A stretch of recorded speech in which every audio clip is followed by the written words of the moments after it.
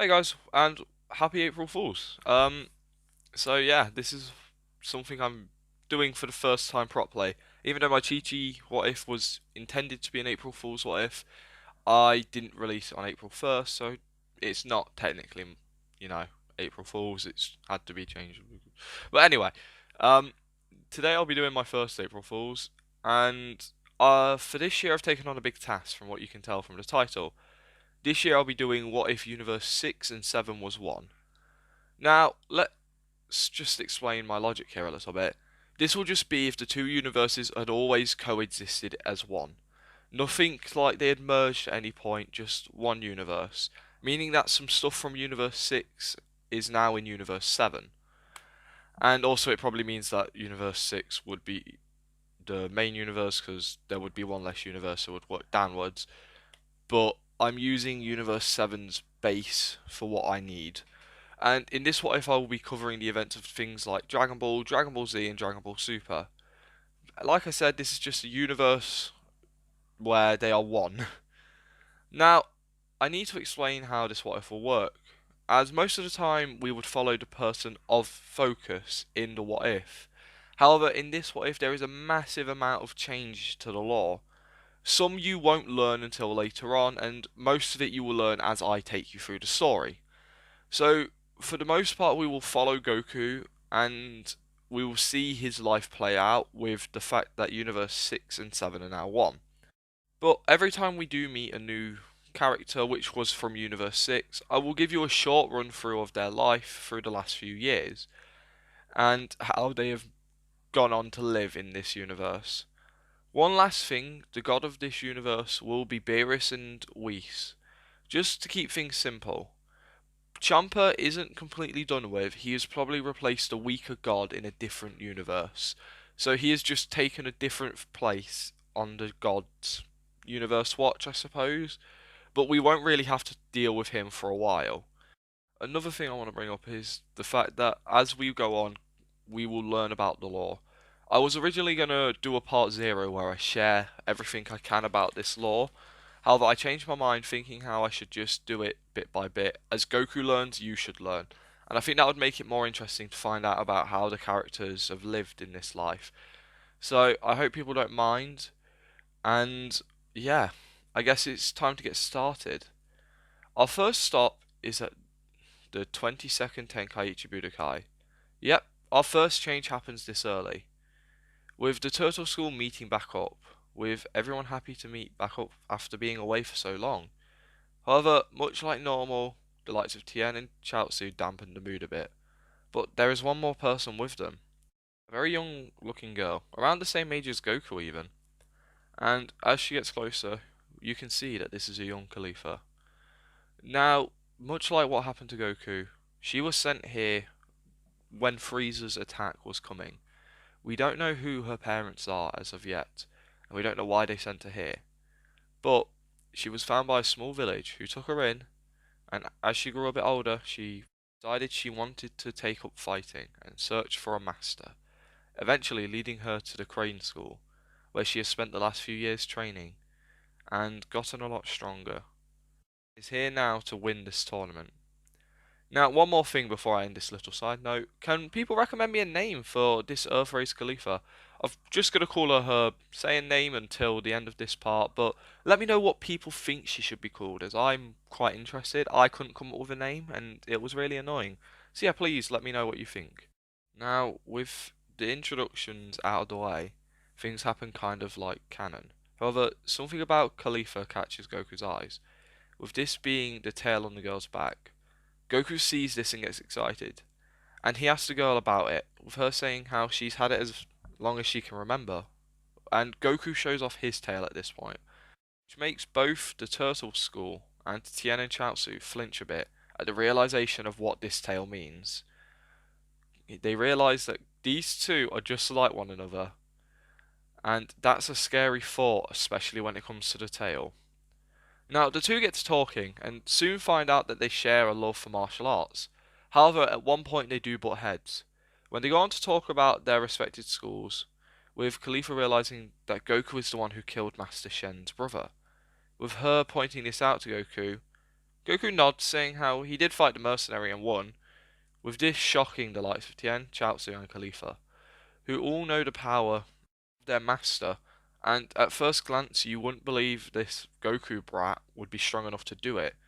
However, Tien understands that looks can be deceiving.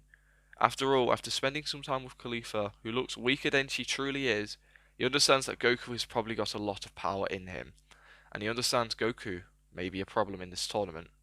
Now, the first round commences, and let's cover some of the fights here very fastly. Now, first off, let's explain who Caulifla will be replacing in the tournament, and this will be Manwolf. It just means that the man can't get his revenge on the Turtle Master, but other than that, it doesn't matter too much. Now, with all the first round matches going normal until we get to Jackie Chun, who in this tournament fights the young girl Caulifla, where we see the first big change, which is the defeat of Jackie Chun by the likes of Caulifla. And there are multiple reasons for this. One being the fact that this version of Caulifla is around the same strength as Kan and Tien. Alongside this, she knows all the same techniques as Tien, and thanks to how fast she learns, it gave her an edge in this fight. The only thing that would allow Roshi to win at this point would be his experience and his reach, which would basically mean he can hit the girl from further away. But the young girl managed to pull out a win against the tournament winner, with this leading into the next set of rounds, where we see the likes of Goku fighting Krillin and Tien versus Caulifla. Now here, the battle between Goku and Krillin will go mostly the same. No major changes have happened to both Goku or Krillin. However, they might just be fighting a bit more seriously. They want to try and save some more energy for the fight against, Caulifla or Tien next round. After all, one of them just knocked out Jackie Chun, a tournament winner, someone Goku had lost to. While this is happening, Caulifla and Tien have been pulled aside by Master Shen. You see, Master Shen wants Tien to be the one to defeat the Turtle School brat, and explains this to the pair, with both Tien and Caulifla being against this idea, with the pair saying how either of them would be more than enough to win in a fight against Goku. Shen forbids it. He explains how they will throw the match. Caulifla just won't fight at full power, and eventually, after a few minutes, will lose to Tien. With the girl annoyed at this, she goes to argue back, but her master gives her a look which stops her in her tracks, with the girl reluctantly agreeing to do so, with Tien also hating this, but he does agree to do so. With the pair heading off to fight after Goku and Krillin finish their match, they walk in, with the pair being quiet, which is something Roshi finds a bit weird, as the young girl wouldn't shut up during their fight, so he finds it a bit weird. However, he sums it up to the fact she is fighting one of her friends. But once the fight begins, Roshi can tell that both are holding back, and soon figures out that the girl is throwing the fight, and shares this to his students around him. With Goku hearing this, he gets a bit annoyed, shouts out to both the fighters, saying how, if you're not going to fight seriously, what's the point in being in this tournament? People like Yamcha, Krillin, and Jackie Chun all tried their best, and so should you. With Goku staring them down, and having made the two stop fighting, the others around Goku are shocked at his maturity. Roshi asking the boy why he said that, with Goku turning back saying, well, if they're not going all out, I won't be able to fight the strongest one. This makes everyone drop to the floor and laugh, realizing that Goku hasn't matured at all, but he's just looking out for a good fight. However, this does make something click in Caulifla and Tien's mind. They stop fighting and they just sort of look at one another, realizing that they are Crane students, yes, but they are martial artists more than anything, with the pair deciding that they will go all out and make this a fight to remember.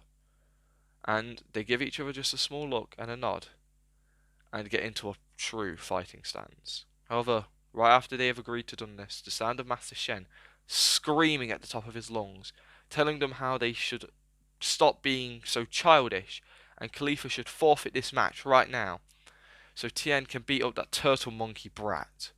With Tien and Caulifla refusing to do so, Tien saying how to win this match, not using his full power, would one, be disrespectful to the girl, and two, make his life as a martial artist pointless.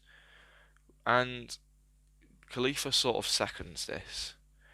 They both agree that they want to go all out against one another, having had a bit of a rivalry while at the Crane School, and After hearing this, the likes of Shen rages and he starts causing a bit of a scene. And much like Canon, Roshi doesn't take too kindly to this and soon sends Master Shen flying away. With this, the match can continue, with Caulifla and Tien starting once again, this time going all out. The likes of Tien allows Caulifla to land a hit or two to level out the playing field a bit. After all, when she was holding back, he managed to land some good hits. And once she had done some damage, the two get ready to fight. The match sets off at breakneck speeds. With this fight going a lot like Canon battle between Goku and Tien, with Caulifla being the same strength as Canon Goku.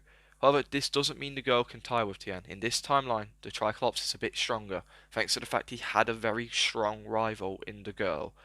And this led to him training just a small bit stronger, which led to him being slightly stronger. With the battle raging on for a while before the likes of Tien manages to pull ahead and ring out Caulifla. And this leads to him winning and getting through to the finals, but he is taking a serious beating. And the likes of Tien helps up the girl, who is smiling a lot after the intense battle. Goku rushes into the arena and checks on the two, shouting out how that was the best fight he has ever watched. He says how he can't wait to fight with Tien. The Triclops, pretty injured, smiles, saying how he is excited to see what the best of the Turtle School has to offer. With Goku smiling, Caulifla looks towards the likes of Goku, saying how she also wants to go around with him. With the tournament taking a short break, and these three getting to know one another, and soon they are shouted out to begin their match. With Tien still very injured and hurt from the battle, he can't really win this fight, but he wants to at least try. He wants to see what Goku has to offer. And once the two step into the arena, both get into a fighting stance. This can't actually be a real battle. You see, Tien has taken too much damage. He can try his best to win, but he can't. The likes of Goku is just in too good of condition to even, you know, make it an even fight. Tien had taken a good beating, and after a short bit of fighting, Goku wins the tournament. Goku isn't happy about his win. After all, he never got the all-out intense battle with Tien he wanted. So after the fight at the end, he decides that he wants to have a real battle with both Tien and Caulifla one day. So when everyone heads off to celebrate, Goku convinces the likes of Caulifla to join after bringing up the idea of free food. And when she joins, both Tien and Chaozu tag along. The air is kind of awkward between Tien, Yamcha, Chaozu, Krillin, but the likes of Goku and Roshi soon dampen that. Roshi having taken an interest in the Crane students, and Goku also having taken an interest but in a much different way. Goku just wants to fight them, whereas Roshi sees the potential in them and wants to train them. Much like he had done for Goku, much like he did for Krillin, and much like he's done for Yamcha, he wants to get their best potential out. Things go normal here, other than the fact that Goku is making friends with Tien and Caulifla a bit earlier and a bit faster. And much like normal, Goku forgets to bring his Dragon Ball with him, and Krillin heads off to grab it for him, which unfortunately leads to Krillin's death. Goku can tell something's wrong, and he rushes off much like normal and soon discovers Krillin's dead body. Things here line up a lot with canon. Goku, in a blind rage, rushes off, trying to find Tambourine. However, much like normal, Goku is no match. He gets easily destroyed by the demon spawn. Things for Goku at this point are all lining up pretty much like canon. Nothing has affected Goku enough to make it so these events wouldn't play out how they normally would. However, some things would change for the likes of Roshi. You see, Roshi would soon figure out what is happening and would figure out that the Demon King is back. And once he decides he needs to seal him away, he doesn't just have the reinforcements of Tien and Chaozu, he now has the reinforcements of Tien, Chaozu, and Caulifla. This is a bigger team, and this is a stronger Caulifla after getting a Zenkai from her battle. Both Tien and Caulifla are now the same strength. They're nowhere near Demon King Piccolo's level, but they are strong enough. When the battle commences between Roshi and the Demon King, the likes of Tien and Caulifla join in, and this time, these two are able to hold off the demon, while Roshi prepares his Mafuba. The pair aren't able to hold their ground too much, but thanks to the fact that Tien and Caulifla are a bit stronger than what they should be right now, they are able to do it well. As long as they work together, they can't be caught off guard. They are taking a beating, yes, but this is fine. Tien is a stronger fighter here, even if it's by a couple of points, that's a few points he didn't have in cannon. Every blow he lands does a little bit more damage, and everything Caulifla throws at the demon is doing good hits as well. This eventually leads to the Demon King realizing he needs to get out of here. Roshi has almost got the Mafuba ready, and this could cause some problems. With him wanting to try and escape, he can't. Caulifla and Tien, even though they are weaker than him, are keeping him down. And at one point, he does manage to escape for a few seconds, before being stuck in place by Chaozu using his telepathic powers. This catches the demon off guard and does hold him down for a few seconds, which is perfect. Roshi screams out, "Evil containment wave," and soon the demon is flung into a small container. Roshi places the seal, and they've ended this arc here. The journey for Goku at this point hasn't changed too dramatically. You see, there was no need for this arc to get out of hand. Caulifla, from her character trait, is very loud and willing to fight people. She would have pushed out to want to try and fight the Demon King. She would also feel a bit stronger after her Zenkai. Not knowing what it is, she just assumed it was just a small increase from power after, fighting with Tien a little bit. And the Tien who is a little bit more confident in this canon timeline because he's a little bit stronger, led to them being able to hold him off while Roshi prepared the Mafuba, making sure it was ready. And when the little bit banged up Demon King Piccolo was frozen, Roshi took his opportunity and sealed him. Nothing bad had to happen here. The group now understand that they need to deal with the rest of the gang, which, the Demon King has acquired, with the Pilaf gang booking it straight away, not wanting to be caught in any crossfires. Soon, they slowly get rid of all of the followers of the Demon King. And then they realise they have still lost Krillin. But luckily, Goku understands at this point and has learned that the Dragon Balls can bring him back. And after he has drunk the Ultra Divine Water, like normal, he is rushing off to find and help his friends. But he soon learns that he doesn't need to. He seems like they've won. And they're all surprised. Goku seems a bit stronger, seems a bit different. But he goes on to explain how he knows of a way they can bring back the likes of Krillin. They just need to gather the Dragon Balls and make a wish with it. And this is what they do. Soon wishing back the fighter. And with this done, everyone celebrates a little bit. Or they all split off to do their own thing. Caulifla and Tien actually want to go with Goku to, train with him. And also have that fight they wanted so desperately. However, they can't find Goku at all. He left on his Nimbus, telling them where he will be at Mount Paozu, and they have showed up there, but he's not here. With Goku having gone to train with Kami, much like normal. Goku's life has only changed a small bit, and that is only in this arc. Goku has still saved the world a few times, and Kami wants to make Goku the defender of Earth. He wants to train him up to be stronger, and then, make the world a safer place by having Goku in it. With this going down pretty much like normal, nothing too interesting changes. And as we approach the 23rd Tenkaichi Budokai, there are some other changes, mostly doing with Caulifla. You see, she spends her time training with Tien. These two are close, they're rivals, and they want to keep pushing each other. But much like normal, they do all train with Korin. Then split up, doing their own little thing. Tien and Caulifla even split up here, agreeing that when they meet back up, they will all be a lot stronger and have an amazing match. All of them kind of wanting to have a fight with Goku. You see, Tien and Caulifla would want to have a match with Goku just to, have this proper match they dream of. And the likes of Krillin and Yamcha would want to have a match with Goku because they're best friends. So everyone here is training to fight Goku. Once everyone splits up, their training almost gets more intense. Caulifla pushes herself harder than she has ever done. She spends most of her time out in the wastelands, where she feels quite comfortable. She doesn't mind hunting for food, and she doesn't mind roughing it out at night. But this does lead to a few occasions where she would go great ape. Of course, she's nowhere near anyone to harm them, but Kami would pick up on this and realise that the other person like Goku is getting plenty strong as well, and also thinks that he would want to train her at some point. But for now, he knows that it's best to just leave her be for a little bit, concentrate on one person at a time. Now, after the 3 years have passed, everyone meets back up. Like normal, Goku isn't recognized, and the likes of Bulma and Roshi are shocked to see how much he changed. Like normal, everyone else shows up, almost missing their deadline, with everyone seeing Goku again, and they all spend a bit of time, having a laugh with one another. Caulifla and Goku lock eyes, deciding that this time they will get their fight. This time, they will see who the strongest person with a tail is.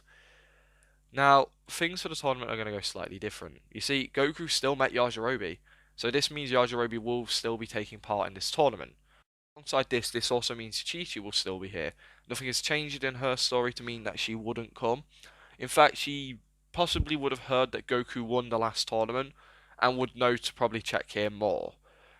And also, we don't have any Piccolo Jr. here. He is never born, so we don't have him as a fighter. So the likes of Shin is replaced by the likes of Caulifla, and the likes of Piccolo Jr. is replaced by Jackie Chun, who reappears. After all, he didn't do too well in the last tournament. He wants to prove himself to be at least a little bit stronger, and this is Roshi's way of making sure his students have grown. This is the way he wants to make sure they are going to keep pursuing martial arts. All of this covered, let's get going. So everyone makes it through out of the, prelims. And this leads to the actual tournament starting. The first match would be Tien versus Mercenary Tao. Unfortunately, Chaozu, even though would be slightly stronger, still didn't have enough power to win, and he still lost to the Cyborg. So Tien steps in, but this version of Tien is a lot stronger. He's had a training partner in Caulifla when he trained at the Crane School, and now he is stronger than his canon counterpart. So when the fight between Mercenary Tao and Tien happens, Tien wins. There is not much of a challenge here. So the next match will be Goku versus Chi-Chi. And this match goes pretty much like normal, if not maybe a slight bit different, as Goku would be marginally stronger, for a reason I'll explain in a bit. Leading to Goku and Chi-Chi getting married, and this is probably going to cause some issues because people probably wanted to see Goku and Caulifla get together, but I just don't see it happening. I do apologise, and I'll explain my logic at the end of the video. Next up would be the likes of Krillin versus Jackie Chun. Krillin manages to win this time. Jackie Chun just isn't in the same ballpark as Krillin anymore, and this leads to Krillin going on to the next round. She's sad he was outed at the first round again, but he's happy to see how much stronger his students are. Finally would be Yamcha versus Caulifla, and this would probably end with Yamcha losing. It would be a much more tame fight than Tien versus Yamcha from all those years ago, and the two would probably have a good laugh about it, but eventually Yamcha would lose. Now, with the first rounds out of the way, the likes of Tien and Goku's match goes much like normal. Both have gotten a little bit stronger than their canon counterpart, and let me explain why. Tien obviously is because when he trained at the Crane School, he had a rival, so this has led to him starting from a higher point, meaning that after his few years of training with not only Korin but also himself, he ended up at a higher base power. And obviously Goku is going to be the weird one. Goku developed a rivalry with Caulifla even though they never fought. The two are too similar to not have developed this, meaning that not only was Goku training to defeat Tien, he was also training to defeat Caulifla, also training to defeat Krillin and Yamcha. He had so many people he wanted to beat, he pushed himself that small bit harder, leading to a small increase in power from his canon counterpart. Nothing much, maybe 10 or so points higher, and I won't bother giving power levels at this point, I'll only give them in the next part. Now, the fight between Tien and Goku goes much like normal, and Goku wins. Finally, the match between the likes of Krillin and Caulifla comes around, and this match is not too close. Caulifla, unfortunately, has Saiyan DNA in her, meaning that Krillin never really stood a chance coming into this fight. But he still gives it his all, and he manages to land some good hits in on her. This fight is kind of like Tien versus Goku, where Krillin is managing to win, however it's quite clear that Caulifla is holding back a decent amount as well. Finally, the battle between Goku and Caulifla. This battle is one the two have looked forward to for the last 3 years. They both look at each other, smiling, looking forward to this match. And as the two begin their battle, it's clear that even right now, Goku is above all of them. He hasn't taken his weight in gear off yet, which everyone knows he is currently wearing. But Caulifla is pushing him as desperately as she can to, you know, go all out. And she does a good job. She manages to get him to take off all of his gear. And luckily for her, she is stronger than Tien, meaning that she can follow his movements just a small bit better. She puts up a better fight than Tien did, however, she still inevitably loses. Goku thanks her for the good fight, and she is annoyed that she lost, but is happy that she has got someone as strong as Goku she could always train with. And things line up like canon here. Goku and Chi-Chi head off to get married, and the others head off to just do some training. Now, let's cover what I wanted to talk about. This is where this part is ending, just for anyone who's curious. It's just a nice round part to leave it, just covering the last bits of Dragon Ball. And the things I want to cover is, first of all, well, why I didn't put Goku and Caulifla together, even though they have such nice chemistry after only meeting each other once or twice. And that's because Goku and Chi-Chi, well, they just sort of click as well. Chi-Chi pretty much reminded Goku of his promise. Goku would still agree to have this promise, and neither Goku or Caulifla really care too much about things like this. Of course, Goku loves Chi-Chi and cares for her later on, but obviously right now he agreed to do it because it's a promise he made, and he does like her to some degree. Another thing is, I don't feel entirely comfortable putting Goku and Caulifla together. There is a reason for this, and it's because I don't really understand Caulifla's sexuality. So yeah, this is going to be a bit of a weird conversation, but I don't understand what gender she's attracted to. Okay, and I apologize, but I can't put my finger on it. It seems like she has a thing for the likes of Kale, but sometimes it just seems like they might have a really close friendship, and it's really hard to pick up on. Please, someone help me out here. I've been struggling for days. But yeah, it's been driving me a bit nutty trying to figure out what team she plays for, and I can't figure it out on my own. I'm not the best at picking things up that are like this, so please help me out a bit. Leave a comment on what you think, and also leave a comment on what you think her Earthling name should be. Help me out so I don't have to keep pronouncing her Saiyan name. I can't do it. It hurts, okay? It hurts a little bit. But God, yeah, that's what I wanted to bring up about her anyway. I hope people don't mind this, and another thing I want to bring up is why I took my 2 week hiatus. You see, I needed a bit of time off. I had been doing pretty much consistent uploads for a while, and it was kind of draining on me. And I wasn't getting bored so much, but I was getting back into the habit of going into college and work again, and I just wasn't ready to be doing all of that at once. So I wanted to get back into the flow of everything, so I felt, ready to be working on What Ifs again. But the good news is, because I wasn't doing constant uploads, it meant that whenever I finished a What If, I have now got a few loaded up. My first one, which will be out on Saturday, will be What If Raditz came for Goku early. This is probably my channel's biggest What If, so thought it would be fun for everyone to have the next part come out. And it's also one of my favourite ones to write for, so it was quite easy to bang out quite fast. I also have the likes of What If Cabba was in Universe 7 ready, What If Tarbell went to Earth with Goku, I've got the Z Fighter What If nearly done. I just have a few backed up and ready, and I'm looking forward to releasing them. I hope everyone's looking forward to them. And my final thing is that I want to bring up anyway. Where do people think this What If will go? Who do you think the next Universe 6 character we will see will be? There is a few, obviously, but I'm looking forward to introducing them and showing them off. I already know everything I need to know and where they are, so I'm just looking forward to slowly introducing them. I think I already know who the next one is, but I might surprise myself and see a different path next episode. But yeah, let me know. And I will dump some more lore onto you all next part. It's just this part needed to be an introduction, well, a setup for one, Caulifla being on Earth, and two, how things would go with her there. So yeah, I hope everyone enjoyed. I hope you all leave a comment for a name for the girl. I hope you all have a great day or a good night, and I'll hopefully see you next time. Thank you for watching, and thanks for putting up with my silly April Fools. Have a good day, guys.